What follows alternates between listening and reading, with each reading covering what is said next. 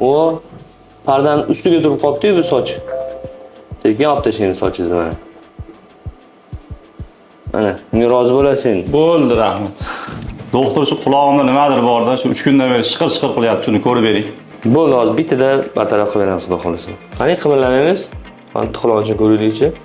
O, mana. Mana bu qulog'ingizga soch kirib qolibdi-yu.